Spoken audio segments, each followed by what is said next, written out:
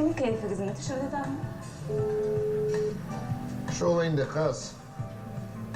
Кичкене. Все работы по сериалу завершены, собрали 21 серию, покрасили, подзвучили. И уже совсем скоро покажем на ТНВ. «На перекрестке 7 дорог» станет новогодним подарком телезрителям и уже третьим сериалом от студии «Ватан 21 век». Зур-премьера. Булдырдыгыз!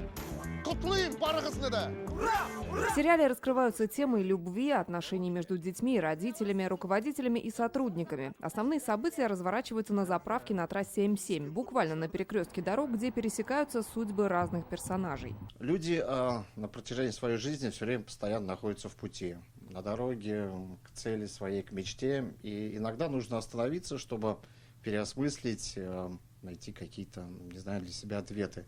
И как раз в нашем сериале заправка является некой такой точкой философской. В сериале много юмора и интересных деталей. Например, вместо чеховской дамы с собачкой – женщина с гусем. Звездами стали и случайные посетители. Заправка продолжала работать и во время съемок. Это, конечно, очень сильно усложняло нам работу, потому что все равно трафик очень большой. Но это и явилось плюсом, потому что постоянно новые, свежие эмоции. И люди разные. Не только Татарстан, потому что она находится на трассе М7.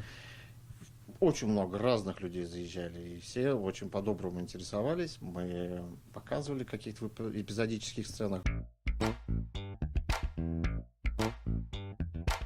Съемки сериала прошли при поддержке компании «Татнефть» и ее руководителя Наиля Маганова, а также комиссии по родным языкам во главе с Маратом Ахметовым. Все наши герои говорят на хорошем татарском языке. Посмотрите, там очень много и любви, и приключений.